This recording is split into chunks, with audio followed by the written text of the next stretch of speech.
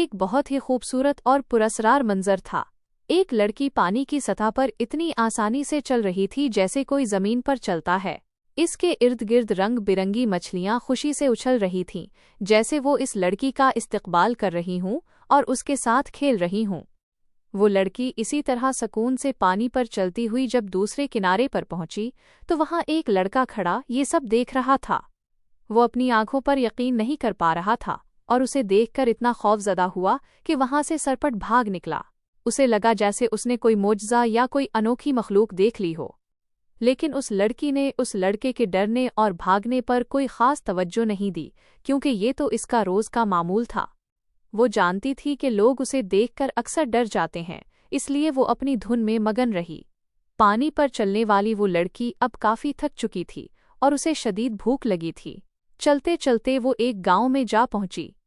वहां उसे एक घर नजर आया। उसने हिम्मत की और उस घर के दरवाजे पर दस्तक दी। जब दरवाज़ा खुला तो सामने एक औरत आई। उसने लड़की की हालत देखकर शफकत से पूछा, बेटा क्या बात है? लड़की ने बड़ी आजिज़ी से जवाब दिया, खाला मुझे बहुत ज़्यादा भूख लगी है, बराहे मेहरबानी मुझे कुछ खाने को दे दें। वो औरत बहुत नेक दिल थी। उसने फौरन उसे अंदर बुलाया और बड़े प्यार से उसे खाना पेश किया। लड़की अभी इत्मीनान से बैठकर खाना खा ही रही थी कि अचानक उसकी नज़र दरवाजे की तरफ पड़ी। वहां वही लड़का खड़ा था जो उसे झील के किनारे देखकर खौफ के मारे भागा था। वो शायद इसी औरत का बेटा था और अब हैरत और डर के मारे उसे दोबारा देख रहा था। वो लड़का जो डर के मारे अभी तक कांप रहा था, अपनी माँ को चुपके से एक कोने में बुलाता है। इसकी आंखों में अब भी वही हैरत और खौफ था। वो दबी आवाज में अपनी माँ को सारा वाकया सुनाता है कि किस तरह उसने उस लड़की को पानी की लहरों पर सुकून से चलते देखा था और मछलियां कैसे उसके गिर्द रक्स कर रही थीं। बेटे की बात सुनकर माँ भी एक पल के लिए सहम सी गई और परेशान हो गई, लेकिन फिर उसने हौसला किया और अपने बेटे को समझाया कि डरने की जरूरत नहीं, चलो हम खुद उससे पूछते हैं। वो दोनों हिम्मत जमा करके इस लड़की के पास आए जो अब इत्मीनान से खाना खा चुकी थी। माँ ने बड़े प्यार और हैरत से पूछा, बेटी सच सच बताओ, तुम कौन हो और तुम पानी पर इस तरह कैसे चल लेती हो? लड़की पहले तो खामोश रही, जैसे पुरानी यादों में खो गई हो। फिर उसने एक लंबी सांस ली, कुछ देर सोचा और अपनी जिंदगी की अनोखी कहानी सुनाना शुरू की। वो लड़की अपनी नम आंखों के साथ उन दोनों को अपनी जिंदगी का वो दर्दनाक राज बताती है जो अब तक उसके सीने में दफन था।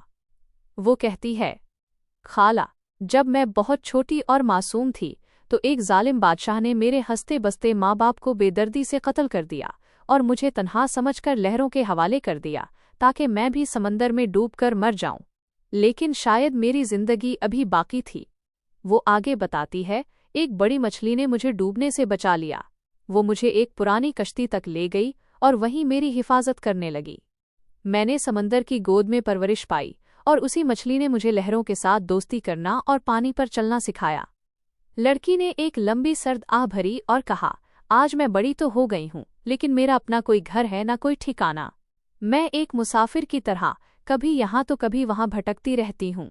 बस जहाँ कहीं इंसानियत नजर आती है वहाँ दस्तक देकर खाना मांग लेती हूँ, जैसे आज आपके घर चली आई।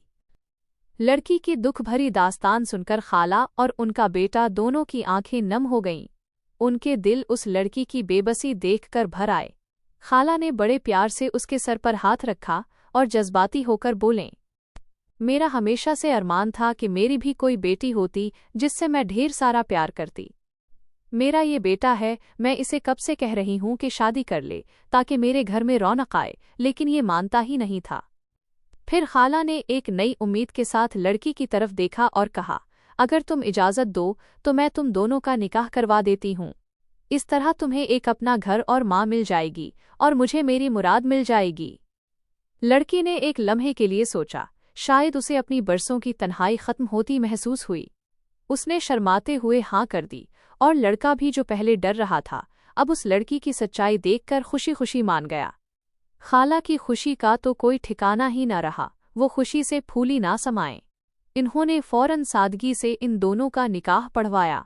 वो बेघर लड़की जो कल तक लहरों पर भटक रही थी आज एक प्यारे से घर की मलका बन गई। सब हंसी खुशी रहने लगे और इस तरह दुखों का सफ़र एक खूबसूरत रिश्ते में बदल गया।